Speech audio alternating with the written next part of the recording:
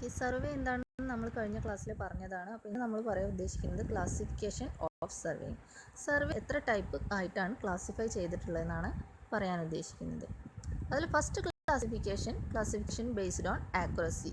എത്രത്തോളം കൃത്യതയുണ്ട് അതിനനുസരിച്ച് സർവേനെ എത്രയായിട്ട് തരംതിരിക്കുന്നു എന്നുള്ളതാണ് ഇന്നത്തെ ക്ലാസ്സിൽ പറയുന്നത്. അതിൽ ഫസ്റ്റ് വണ്ണാണ് പ്ലെയിൻ സർവേയിങ്. പ്ലെയിൻ സർവേയിങ് എന്താണെന്ന് വെച്ചിട്ടുണ്ടെങ്കിൽ നമുക്കറിയാം, ഭൂമിയുടെ കർവേച്ചർ ഒന്ന് ആലോചിച്ച് നോക്കിയിട്ടുണ്ടെങ്കിൽ നിങ്ങൾക്ക് മനസ്സിലാവും, അതൊരു കർവ്ഡ് ഷേപ്പാണ്. ഭൂമി നമുക്കറിയുന്ന കാര്യമാണ്, കർവ്ഡ് ഷേപ്പായിട്ടുള്ളതാണ് ഭൂമി. പക്ഷെ നമുക്ക് കണ്ണിൽ കാണാൻ പറ്റുന്നിടത്തോളം ദൂരം അതൊരു പ്ലെയിൻ ആയിട്ടായിരിക്കും. നമ്മളെ വീട് നിൽക്കുന്ന സ്ഥലമായാലും ഏത് ലാൻഡ് എടുത്ത് നോക്കിയാലും നമുക്ക് പ്ലെയിൻ ആയിട്ടായിരിക്കും അതിനെ കാണാൻ കഴിയുന്നത്. അപ്പോൾ അതിലൊരു എക്സാമ്പിൾ നോക്കുക. ഈ ഒരു ഫിഗറിൽ കാണിച്ചിട്ടുണ്ട് ഒരു വാസ്റ്റ് ഏരിയ ആണ്. അപ്പോൾ നമുക്കിത് നോക്കിക്കഴിഞ്ഞിട്ടുണ്ടെങ്കിൽ നമുക്ക് ഭൂമി കർവ് ഷേപ്പാണോ ഒന്നും മനസ്സിലാവില്ല. അത് കറക്റ്റ് പ്ലെയിൻ ആയിട്ടുള്ള ഒരു ഷേപ്പിലാണ് കിടക്കുന്നത്. അപ്പോൾ ഒരു കാണാവുന്നിടത്തോളം ലാൻഡ് പ്ലെയിൻ ആയിട്ട് നമ്മൾ കൺസിഡർ ചെയ്തിട്ട് സർവേ ചെയ്യുന്നതിനെയാണ് പ്ലെയിൻ സർവേയിങ് എന്ന് പറയുന്നത്. പ്ലെയിൻ സർവേയിൽ രണ്ട് കാര്യങ്ങളാണ് മെയിനായിട്ട് നമ്മൾ കൺസിഡർ ചെയ്യേണ്ടത്. ഫസ്റ്റ് വൺ എന്ന് പറഞ്ഞിട്ടുണ്ടെങ്കിൽ earth surface assumed as plain.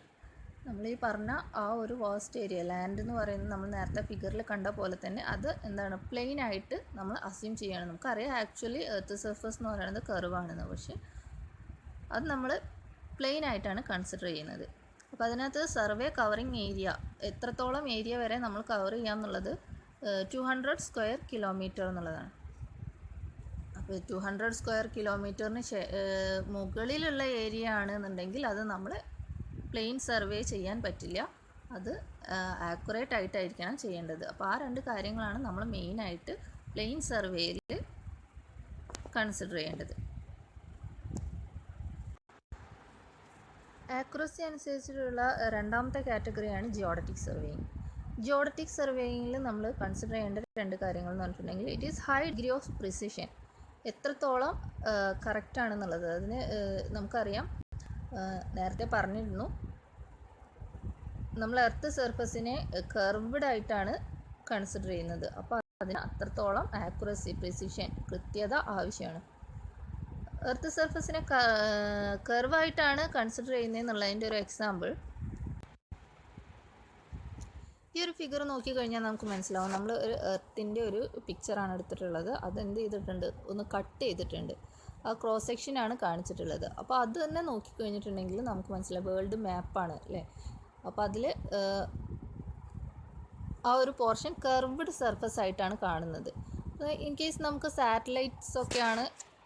Satellite survey ആണെന്നുണ്ടെങ്കിൽ ആ സാറ്റലൈറ്റ്സിൽ നിന്ന് വരുന്ന റേസ് നോക്കിക്കഴിഞ്ഞിട്ടുണ്ടെങ്കിൽ ആ ഒരു പോർഷൻ നോക്കിക്കഴിഞ്ഞാൽ മനസ്സിലാവും അതൊരു കർവ്ഡ് ആയിട്ടുള്ള സർഫസ് ആണ് നമുക്ക് കാണുന്നത്. അപ്പോൾ ഏകദേശം 200 സ്ക്വയർ കിലോമീറ്ററിനേക്കാളും വരുമ്പോൾ നമുക്ക് അത്രയും ആക്യുറസിയിലാണ് അത് കൊടുക്കേണ്ടത്. അപ്പോൾ അതാണ് ജിയോഡറ്റിക് സർവേയിൽ പറയുന്നത്. 200 സ്ക്വയർ കിലോമീറ്ററിനേക്കാളും കൂടുതൽ ഏരിയ സർവേ ചെയ്യാനുണ്ടെങ്കിൽ അതിന് നമുക്ക് ഹയർ പ്രിസിഷൻ ആവശ്യമാണ്. അതുകൊണ്ട് നമ്മൾ അത് ജിയോഡറ്റിക് സർവേ കാറ്റഗറിയിലാണ് ഉൾപ്പെടുത്തിയിട്ടുള്ളത്.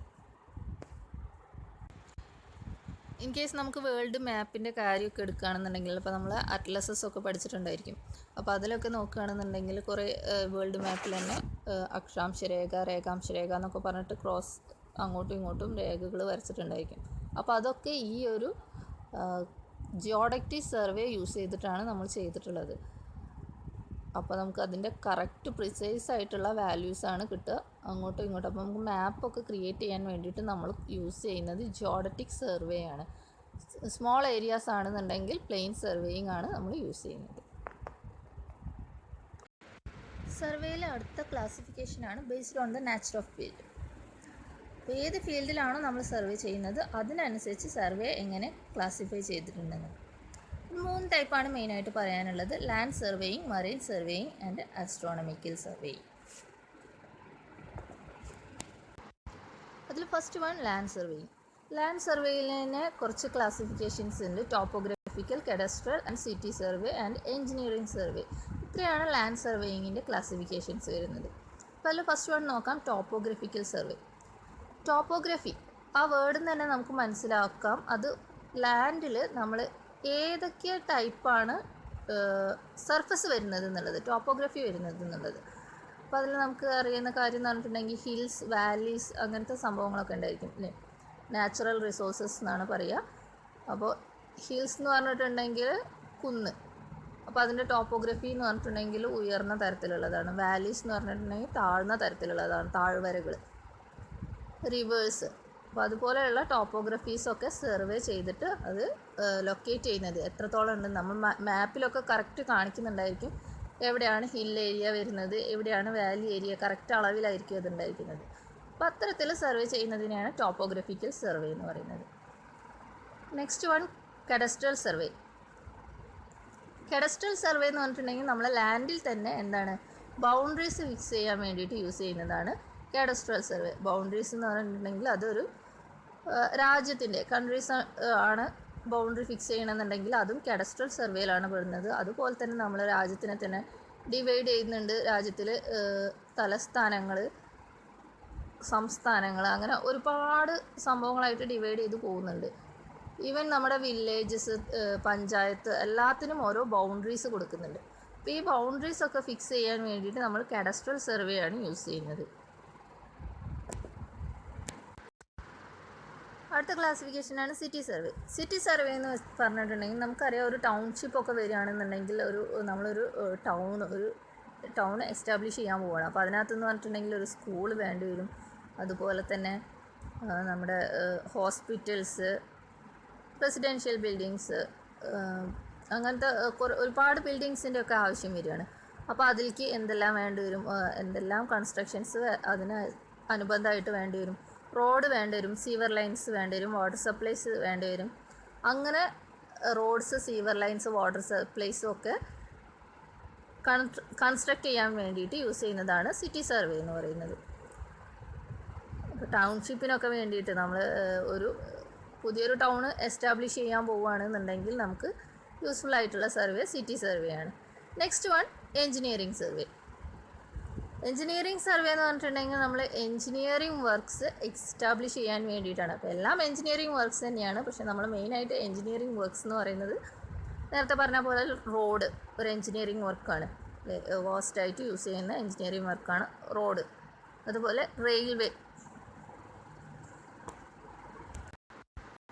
എന്നൊക്കെ പറഞ്ഞിട്ടുണ്ടെങ്കിൽ വാസ്റ്റ് ആയിട്ടുള്ള ഒരു വർക്കാണ് അല്ലേ. ഒരു രാജ്യത്തിൻ്റെ ഉള്ളിൽ മൊത്തമായിട്ട് ചെയ്യുന്ന വർക്കുകളാണ് റെയിൽവേസ്. അതേപോലെ റിസർവോയേഴ്സ് ഒരു സ്പെഷ്യലായിട്ടുള്ള ഏരിയയിലോ അല്ലെങ്കിൽ സ്പെസിഫിക് ആയിട്ടുള്ള ഏരിയയിലോ അല്ല ചെയ്യുന്നത്. അത് ഏരിയ അല്ല, യൂസിന് വേണ്ടിയിട്ടല്ല ചെയ്യുന്നത്, എല്ലാവർക്കും യൂസ് ചെയ്യാൻ വേണ്ടിയിട്ടാണ്. ഇപ്പോൾ റിസർവോയേഴ്സ് ആൻഡ് ഡാംസ് എന്നൊക്കെ പറഞ്ഞിട്ടുണ്ടെങ്കിൽ കുറച്ച് ആൾക്കാർ മാത്രം യൂസ് ചെയ്യുന്ന കാര്യങ്ങളല്ല, എല്ലാവർക്കും വേണ്ടിയിട്ട്. അപ്പോൾ പബ്ലിക് വർക്ക്സിന് വേണ്ടിയിട്ട് യൂസ് ചെയ്യുന്നതാണ് നമ്മൾ എൻജിനീയറിംഗ് സർവേ എന്ന് പറയുന്നത്. അപ്പോൾ അതിന് തന്നെ റിസർവോയേഴ്സ്, ഡാംസ്, വാട്ടർ സപ്ലൈസ്, സീവേജസ് അങ്ങനത്തെ എല്ലാം പെടും. ഇതിൽ തന്നെ എൻജിനീയറിംഗ് സർവേനെ നമ്മൾ 3 ആയിട്ടാണ് മെയിനായിട്ട് ഡിവൈഡ് ചെയ്തിട്ടുള്ളത്. എൻജിനീയറിംഗ് സർവേയിൽ first one reconnaissance survey. Reconnaissance survey എന്താണെന്ന് വെച്ചിട്ടുണ്ടെങ്കിൽ ഒരു വർക്ക് കിട്ടിക്കഴിഞ്ഞാൽ ഒരു എൻജിനീയർക്ക് അദ്ദേഹത്തിൻ്റെ എക്സ്പീരിയൻസോ കാര്യങ്ങളൊക്കെ വെച്ചിട്ട് നമുക്കറിയാം ഏകദേശം ഇപ്പോൾ റോഡ് പ്രൊജക്റ്റ് ആണെങ്കിലും അല്ലെങ്കിൽ ഡാം, റിസർവേഴ്സ് അങ്ങനത്തെ ഏത് പ്രൊജക്റ്റ് ആണെങ്കിലും അയാളുടെ എക്സ്പീരിയൻസ് വെച്ചിട്ട് എന്ത് ചെയ്യാണ്, ഏകദേശം ഈ വർക്കിന് ഇത്ര കോസ്റ്റ് ആയിരിക്കും എന്നുള്ളതൊക്കെ ഡിറ്റർമിൻ ചെയ്യാൻ പറ്റും. അതുപോലെ മെറ്റീരിയൽസ്, ഏത് മെറ്റീരിയൽസ് യൂസ് ചെയ്യാം എന്നൊക്കെ ഉള്ളത് കാര്യങ്ങളൊക്കെ ഡിറ്റർമിൻ ചെയ്യാൻ പറ്റും. അപ്പോൾ അതിനെയാണ് റെക്കഗ്നൈസ്. അത് റഫാണ്, ആക്ച്വൽ വാല്യൂ ഒന്നുമല്ല, റഫായിട്ടുള്ള വാല്യൂസാണ്. അപ്പോൾ അതിനെയാണ് റെക്കഗ്നൈസൻസ് സർവേ എന്ന് പറയുന്നത്. Next one, preliminary survey. ഇപ്പം നമ്മൾ ഈ ഡാറ്റാസ് ആദ്യം റഫായിട്ടുള്ള ഒരു വാല്യൂ നമ്മൾ ചെയ്ത് വെച്ചിട്ടുണ്ട്. ഇനി എന്ത് ചെയ്യാണ്, കറക്റ്റ് പ്രിസൈസ് ആയിട്ടുള്ള ഡാറ്റാസ് കളക്ട് ചെയ്യുകയാണ് ചെയ്യുന്നത്. അതിനെയാണ് പ്രിലിമിനറി സർവേ എന്ന് പറയുന്നത്. Next one, location.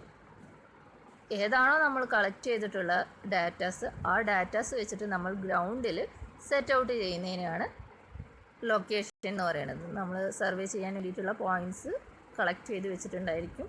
അപ്പോൾ ആ ഡാറ്റാസ് വെച്ചിട്ട് എന്ത് ചെയ്യാണ്, ആ ഗ്രൗണ്ടിൽ ആ പോയിൻറ്റ്സിനെ ലൊക്കേറ്റ് ചെയ്ത് വയ്ക്കുന്നതിനാണ് എന്ന് പറയുന്നത്.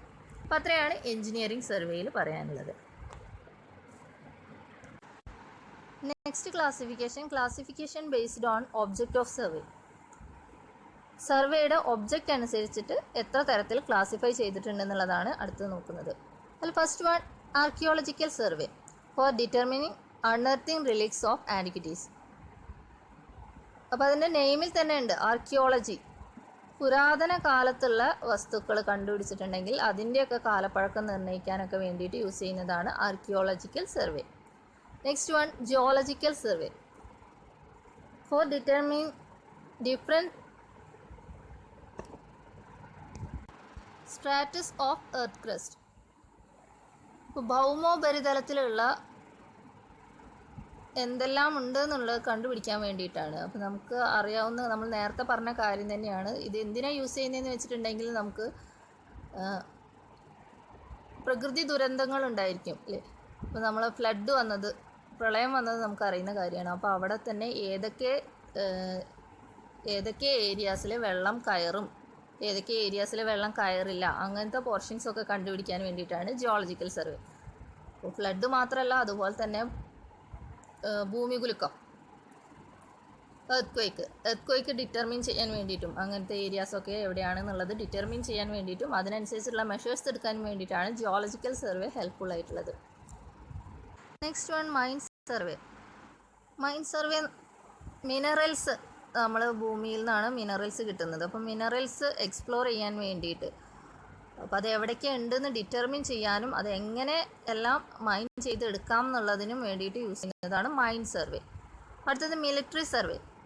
മിലിറ്ററി സർവേ എന്ന് പറഞ്ഞിട്ടുണ്ടെങ്കിൽ നമ്മൾ മുൻപ് പറഞ്ഞ പോലെ തന്നെ ബൗണ്ടറീസ് ഫിക്സ് ചെയ്യുന്ന കാര്യമാണ്. അപ്പോൾ നമുക്കറിയാം ബൗണ്ടറീസ് ഫിക്സ് ചെയ്ത് കഴിഞ്ഞാൽ എവിടേക്കാണ് അപകടകരമായിട്ടുള്ള മേഖലകൾ അതൊക്കെ കണ്ടെത്താനും അതിന് ഉള്ള മെഷേഴ്സ് എടുക്കാനും വേണ്ടിയിട്ട് പ്രതിവിധികളുണ്ടായിരിക്കും അല്ലേ. അപ്പോൾ അതിനൊക്കെ വേണ്ടിയിട്ടാണ് മിലിറ്ററി സർവേ യൂസ് ചെയ്യുന്നത്.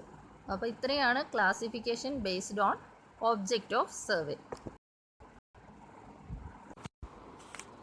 നെക്സ്റ്റ് വൺ ഒരു ഇമ്പോർട്ടൻറ്റ് ക്ലാസിഫിക്കേഷനാണ് ബേസ്ഡ് ഓൺ ഇൻസ്ട്രുമെൻറ്റ് യൂസ്ഡ്. ഏതാണോ സർവേ ചെയ്യാൻ വേണ്ടിയിട്ട് യൂസ് ചെയ്യുന്ന ഇൻസ്ട്രുമെൻറ്റ് അതിനനുസരിച്ചിട്ടാണ് ക്ലാസിഫൈ ചെയ്തിട്ടുള്ളത്. അപ്പോൾ ഇതൊരു വാസ്റ്റ് ടോപ്പിക് ആയതുകൊണ്ട് തന്നെ അതിൻ്റെ നെയിം മാത്രമാണ് പറയുന്നത്. ബാക്കിയെല്ലാം ഓരോ ടൈപ്പും ഓരോ ചാപ്റ്റേഴ്സായിട്ട് എക്സ്പ്ലെയിൻ ചെയ്യാം. അപ്പോൾ അതിൽ first one chain survey, second one compass survey, third one plane table survey, fourth one theodolite survey, fifth one tacheometric survey, sixth one photographic survey and seventh one aerial survey.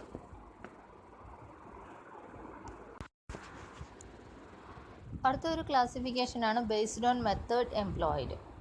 ഏത് മെത്തേഡാണോ നമ്മൾ survey ചെയ്യാൻ വേണ്ടിയിട്ട് use ചെയ്യുന്നത് അതിനനുസരിച്ച് classify ചെയ്തിട്ടുണ്ട്. അതിൽ first one triangulation survey, second one traverse survey. ഇപ്പം നമ്മൾ പറഞ്ഞിട്ടുള്ള ഇൻസ്ട്രുമെൻറ്റ്സ് യൂസ് ചെയ്തിട്ടുള്ള സർവേയിൽ നമ്മൾ ട്രയാങ്കുലേഷൻ സർവേയും ട്രാവേഴ്സ് സർവേയും കൂടുതൽ ഡീപ്പായിട്ട് പഠിക്കും. അപ്പോൾ ഇത്രയാണ് സർവേയുടെ ക്ലാസിഫിക്കേഷൻസിനെ പറ്റിയിട്ട് പറയാനുള്ളത്.